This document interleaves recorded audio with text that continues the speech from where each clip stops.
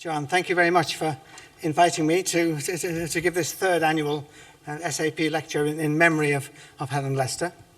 And I'm very honoured to follow in the footsteps of Carolyn Chew Graham, who I can see taking my picture over there, and Debbie Sharp, who I saw earlier on. Debbie, if you're still here, thank you for that. Yes, lovely. And I'm delighted to be speaking to you all here in Dublin, because this is where I was born and spent my childhood. And just this morning I was back in Stephen's Green, which is just by our hotel, where my earliest memory as a child is feeding the ducks there and making sure that they ate the bread and didn't eat my fingers. And I'm also delighted I'm one of the lucky people. I've got an Irish passport. So I can stay in Europe while the rest of you are dragged off into the middle of the Atlantic by the Brexiteers. But Helen, as Joanne was reminding us, what a remarkable woman. A leading advocate for academic primary care through a secretary and chair of SAPC, as we've just heard, and through her senior positions in Manchester and in Birmingham, and with the RCGP. A skilled and influential negotiator with the Department of Health over the Quality and Outcomes Framework. She was a devoted wife and mother, as I discovered when we were at a meeting in Cancun a few years ago, and she announced she was staying for less than 24 hours because she had to go back because one of her children was in a school play. But for me, most importantly, she was a dedicated GP in inner city Birmingham, with a career-long commitment to addressing health inequalities and improving the lives of marginalised people, particularly those with severe mental illness. And as Joanne has just mentioned, in her magnificent 2012 James Mackenzie lecture, Helen directly challenged the persisting stigma of mental illness, calling us all to change from being bothered by to bothering about Billy, an alienated, homeless human being living with psychosis.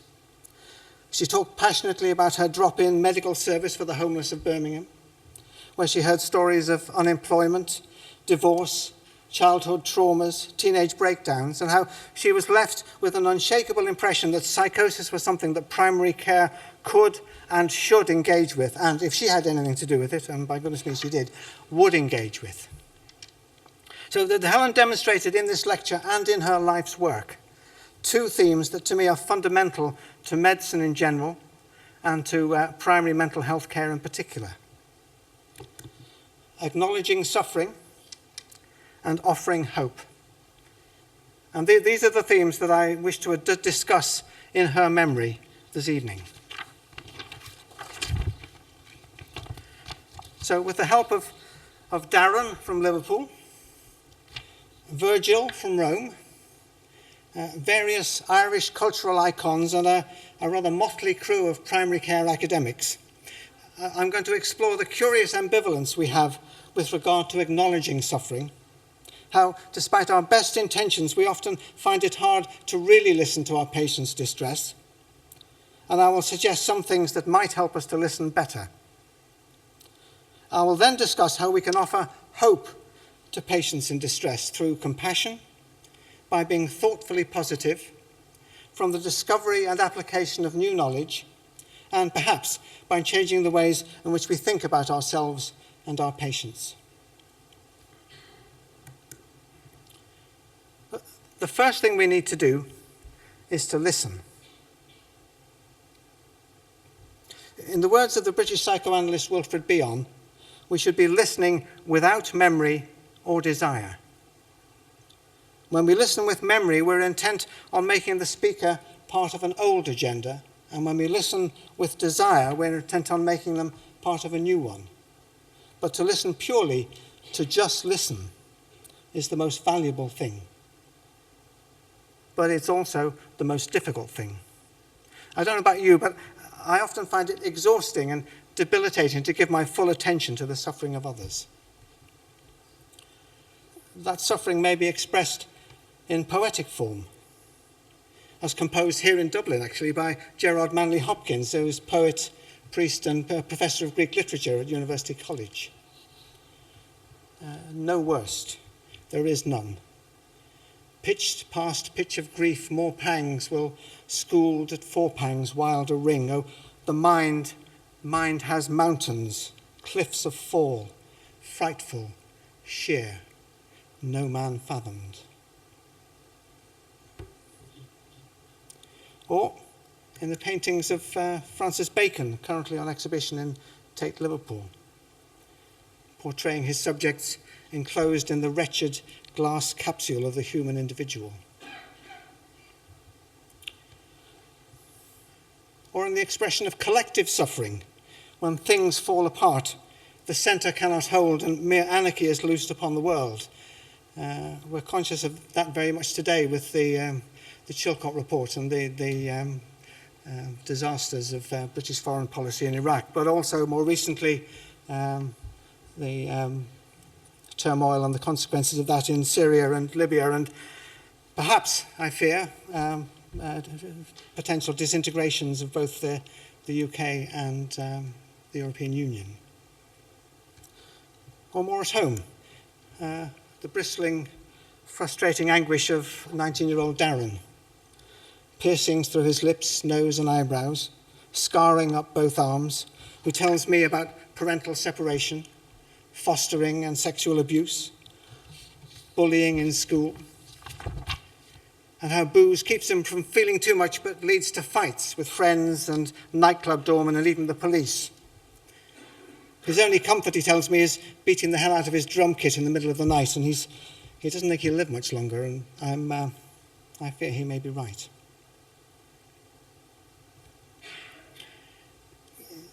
We often, consciously or otherwise, find ways to protect ourselves, to distance ourselves from the full emotional impact of what our patients are trying to tell us.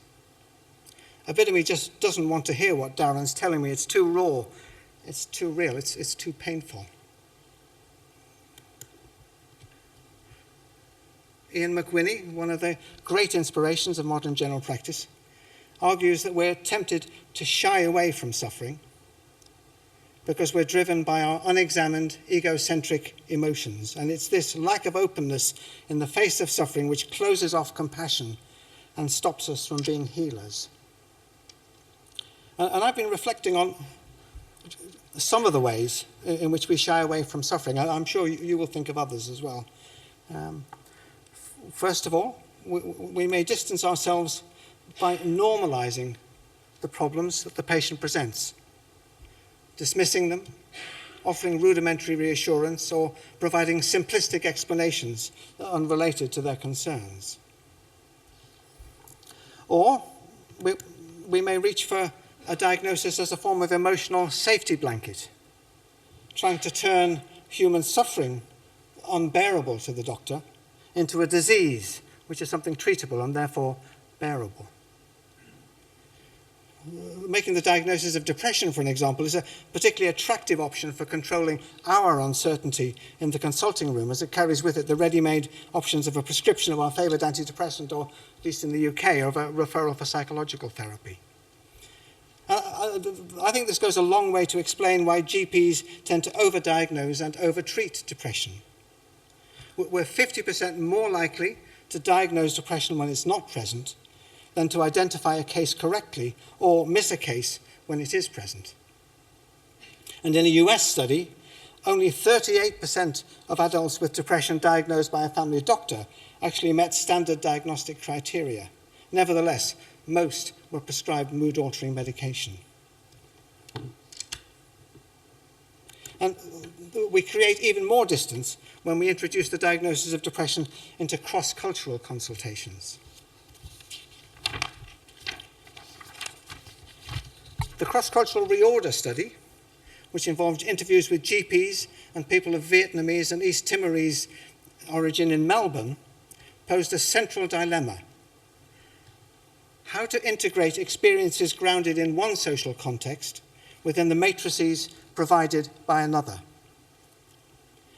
We, that's including Jane and Carl and a number of other people who are here, we identified a tremendous collision between migrants whose experience was framed by patterns of alienation and traumatized self-identity, and GPs who interpreted their distress as technical problems of practice. Migrants saw their suffering as related to family disintegration, marital breakdown, intergenerational conflict, immigration, and cultural distance. Oh, my first impression was that it was so cold. It was cold. From Malaysia, where it was hot, we had on only light clothing, so it was terribly cold. It was on a Saturday we arrived. There was no one in the city. I thought, how come there were no people in this country? And the streets were deserted, and I thought, now I was in another country and I didn't know English. I didn't know how I would start a new life, and that was my continuing worry. But faced with such communal and structural accounts of suffering, GPs opted to defend and draw on an individualized notion of depression in performing their work and accounting for the distress being presented to them.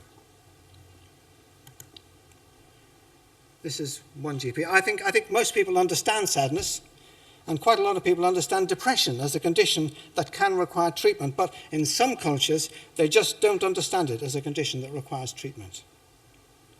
Now, in this context, the diagnosis of depression was not a clinical entity, but it was a mechanism of decoupling, replacing loss with illness. It individualized previously social problems, and in doing so, the GPs were effectively distancing themselves from the reality of the suffering being presented.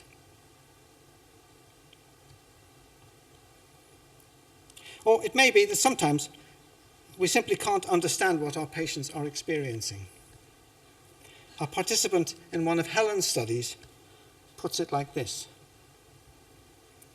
the things, the emotions, the feelings that we as people suffering from mental distress go through simply aren't experienced by people in good health. And therefore, trying to get across to somebody who hasn't ever felt like, the sword of Damocles hanging around your neck for no apparently good reason, you can't do it. It's like trying to explain colours to a blind person. Of course, it's not simply a matter of our personal shortcomings.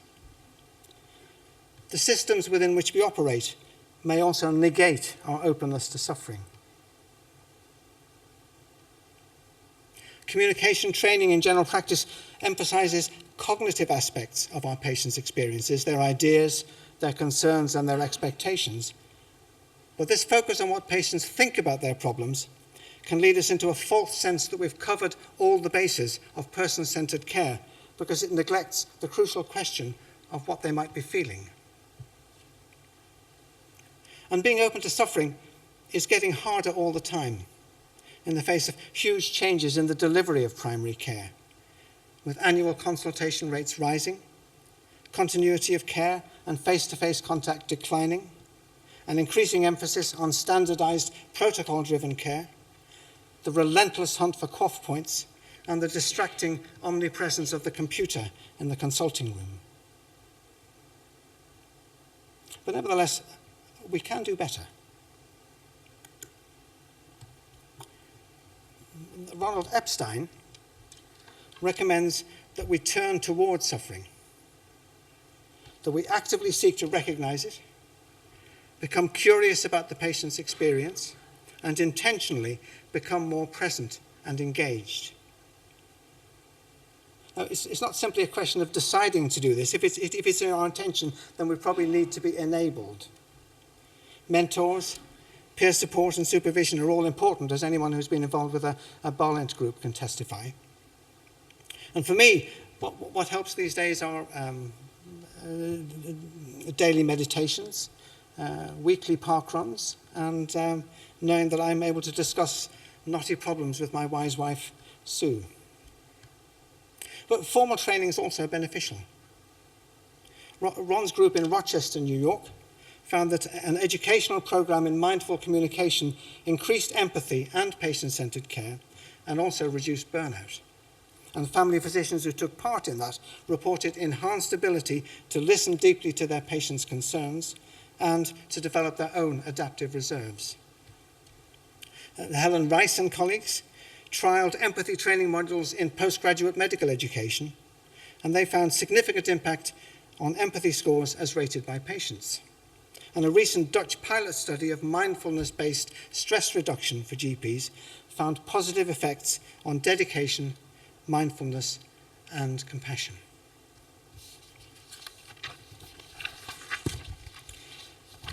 Now, with profound apologies to all existentialists and any Evertonians in the audience, I'm going to move on to my second theme, and I'm going to talk a while about hope.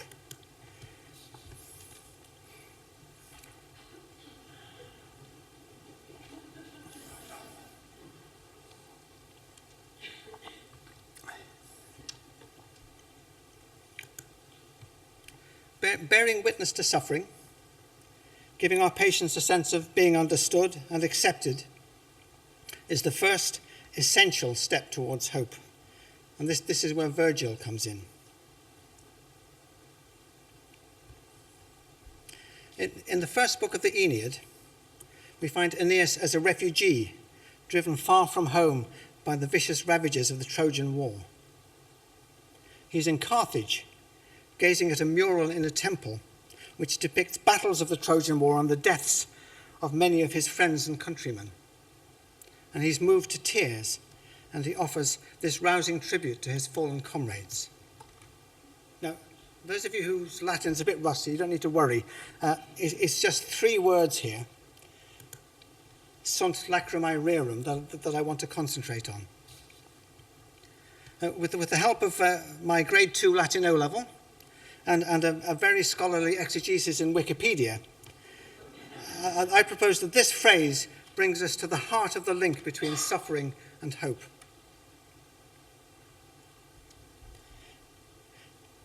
Rerum is the genitive of res, things, and importantly in Latin can be understood in both objective and subjective terms.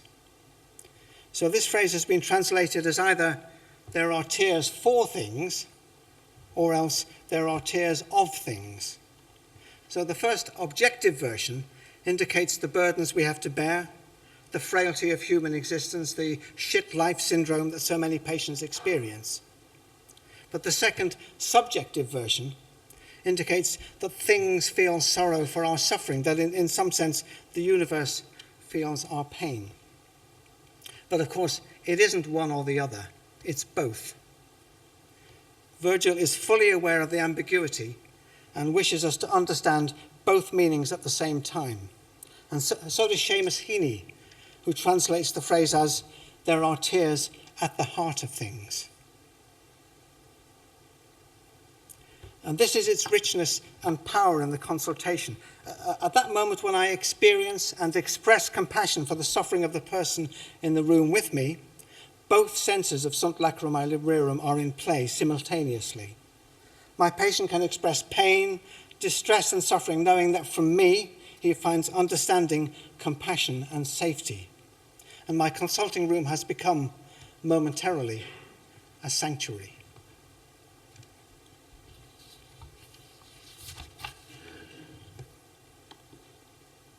Sometimes bearing witness to a patient's suffering in the face of overwhelming life experiences and difficulties may be all that's possible or necessary.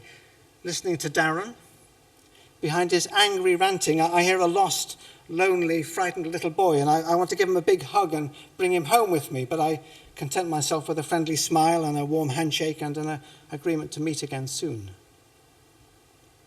And there's emerging evidence of the beneficial effects of clinical compassion in primary care across a range of conditions.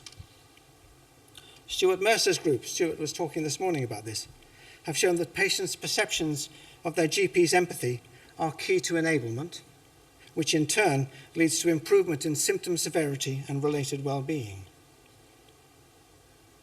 A Dutch observational study found that antidepressant medication was associated with better depression outcomes, but only when provided by supportive and empathic GPs. And in Italy, diabetic patients of GPs with high empathy scores had significantly lower rates of acute metabolic complications than patients of GPs with moderate and low empathy scores.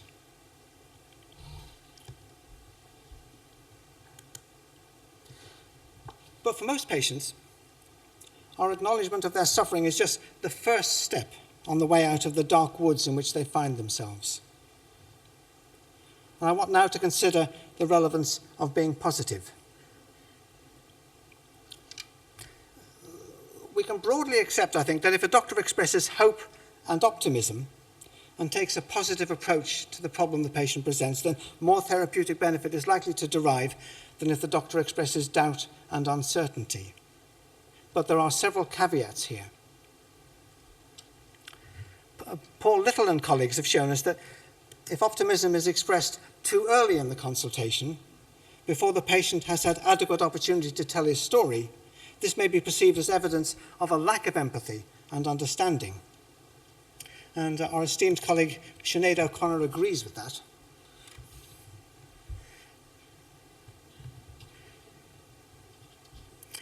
And then there are at least 4 ways in which the doctor might propose a positive approach. The doctor may indicate that she's an expert in the problem and she can solve it for the patient. Or she may indicate that doctor and patient can successfully work on the problem together. Or the patient has the resources to manage it herself. Or the symptoms will resolve spontaneously without the need for any intervention. These are all perfectly legitimate versions of a positive approach, and they all convey hope and optimism, but they're also very different in their orientation. And in particular, they vary in the extent to which they're positive about the outcome of the condition, prognostic confidence, or positive about the outcome of treatment, therapeutic confidence. And it's not clear whether any one of these differing positive approaches is more therapeutic than any other, whether any benefits are contextual, or whether it's the fact of being positive, regardless of content or direction of positivity, that's intrinsically therapeutic. And then it's likely that the benefit or disbenefit of a given approach is affected by the patient's understanding of the nature of his problem. For example, a doctor-focused approach might be more helpful for someone with a disease-based understanding of their problem, while a self-care or time-focused approach might be more helpful for someone who sees himself as having problems with life circumstances. But in any event, I think we can safely assume that shaping the patient's story in a more hopeful direction is likely to be valuable. Talking with Darren, I aim to build on his strengths, his obvious intelligence and his drumming skills. And we can see the hopeful shaping in this consultation between a North London GP and a patient with muscular dystrophy. It starts off, the patient says, "It's just quite painful and tiring and depressing." Yeah, says the doctor, and I've been feeling really cold since I came back, and I just can't seem to get warm, so it's very, very depressing, I'm sorry. And the doctor says, it's not easy to put up with this, is it? You're obviously someone you like to keep very active and getting around the place and doing what you want to do. I just don't want it to be on top of me, and it feels like it's on top of me. We've got to reverse that, haven't we, says the doctor. We can't get rid of the dystrophy, but you can be on top of it, rather than the other way around. Rather than the other way around somehow. Now, this is a lovely example of sensitive, patient-centered optimism. But it's not sufficient in itself, and it leads us on, because it begs the important question, how do we reverse the problem, whatever that problem might be, so that the patient can be on top of it? And this leads us on to the third element in our offer of hope, that it's got to be based on the best available evidence.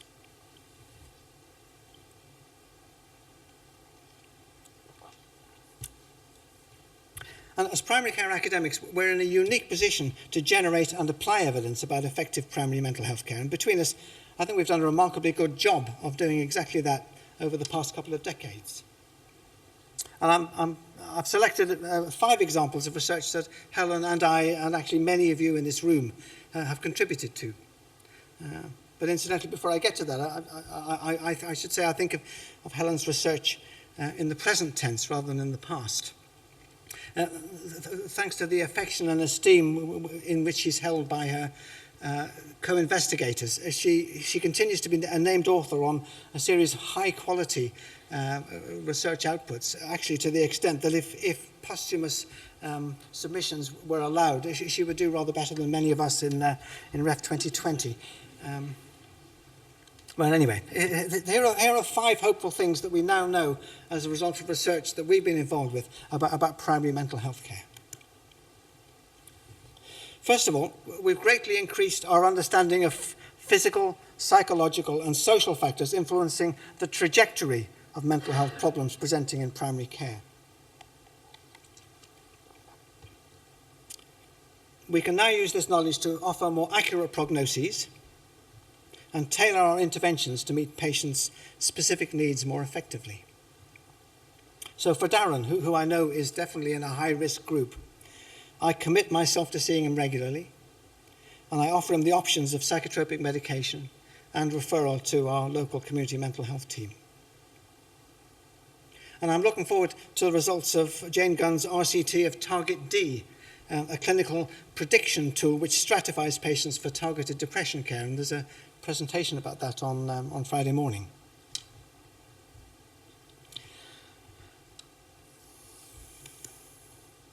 We now have a much clearer idea of how GPs can communicate therapeutically with patients presenting with unexplained physical symptoms, following their cues and requests for explanation and support, and providing explanations that are tangible, exculpating, and involving.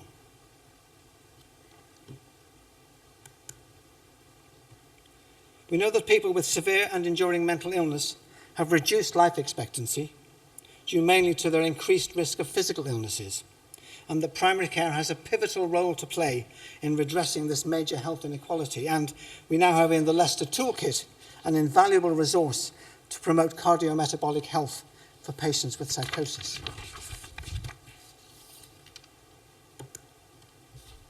We now know that active collaboration between primary and secondary care improves access to interventions for untreated psychosis and improves outcomes for depression. And Richard Bing's Partners 2 trial, which is ongoing at the moment, will tell us more about how collaborative care can improve outcomes in psychosis.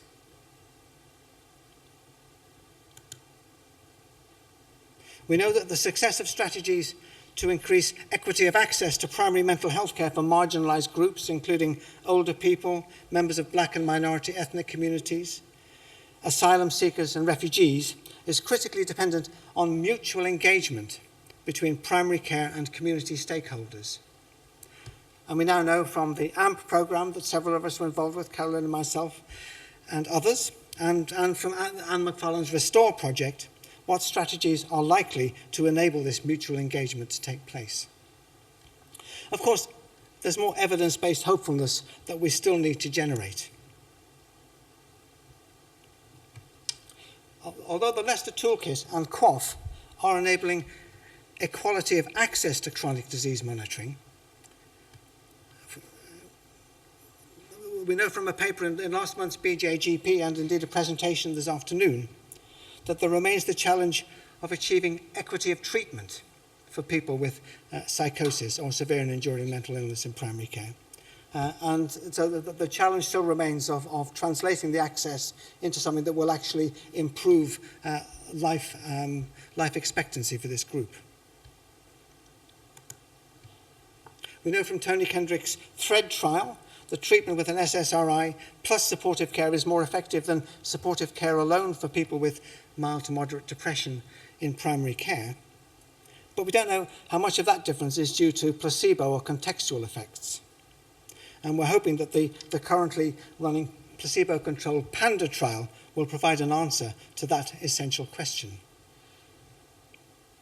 We also need to find out how people can come off antidepressants when they no longer need them, and Tony's forthcoming REDUCE programme will help us to do that. And then there's evidence from studies in Southampton and Melbourne of improved outcomes amongst patients who take an active approach to managing their own mental health problems, holding illness beliefs which emphasize the benefits of exercise or activity, or deploying strategies to expand their inner resources. Now, these associations are intriguing and they deserve further investigation.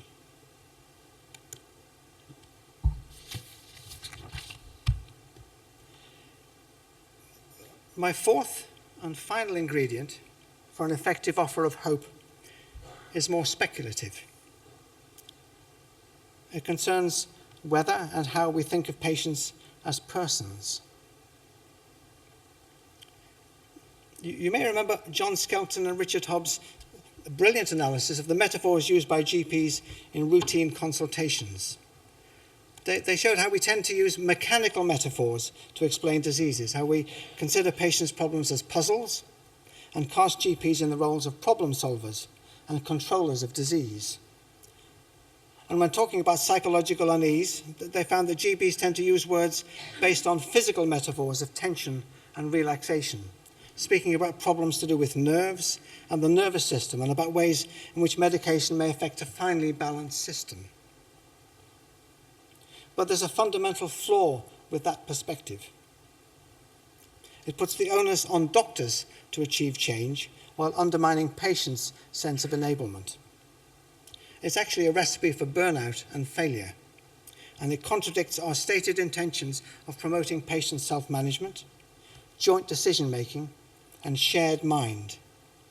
It squeezes both doctor and patient into a suffocating conceptual cul-de-sac. What would be the impact if we change the ways in which we think about ourselves and our patients? If we generate a new set of metaphors, dynamic and temporal rather than passive and deterministic, offering concepts of personhood and the self, which contain possibilities of hope, action and purpose. If I see Darren not as an unemployable borderline personality disorder, but as a critically creative musician. There are some fascinating ideas emerging about all this. In my own book, Beyond Depression, I sketch out a theory of persons leading their lives based on concepts of coherence and engagement. Joanne proposes an understanding of creative capacity based on sense-making, anchors, partnership, and balance. Deborah Swinglehurst is considering how the self may be performed and constructed through relationships with other human beings and interactions with material artifacts and technologies. I hope some of you will join us on Friday morning when we're exploring the implications of these ideas in our workshop on the self. So, in this lecture, I've examined the two fundamental concepts of suffering and hope. I've suggested some reasons why we find it difficult to acknowledge suffering and some ways of doing so more readily. I've argued that our offer of hope starts with that acknowledgement, but also needs a thoughtfully positive outlook, a strong evidence base, and perhaps a revision of our notions of the self. I hope Helen would approve. Some last thoughts. An update on Darren. He's been coming to see me every few weeks, actually, for several years now. He's still alive. He still mostly rants, and I still mostly listen, but there's less booze and fewer fights in his life. He's got a girlfriend and a dog, and his drumming skills have found outlet in two local bands, and one of them actually has the possibility of a recording contract. So we're both beginning to feel more hopeful. And as well as taking the best possible care of our patients, we also need to take good care of ourselves, whatever we may consider those selves to be. Whether it's in the midst of a frantic Friday afternoon surgery or a high-profile research project where our recruitment rates are way behind target, a demand from the dean to pack even more students into an already frantic teaching program, or an awareness of our own frailty and mortality in the face of traumatic accident or life-threatening disease. We do well to recognize our own suffering and give ourselves the freedom to hope. And I'm going to leave you with these words from Irish poet, philosopher, priest, Celtic mystic, John O'Donoghue.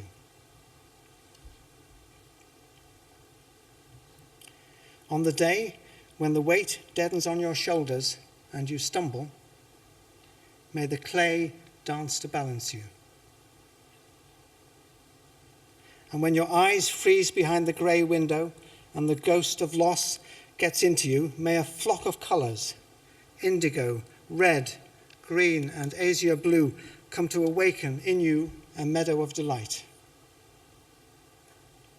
And so, may a slow wind work these words of love around you, an invisible cloak to mind your life. Thank you.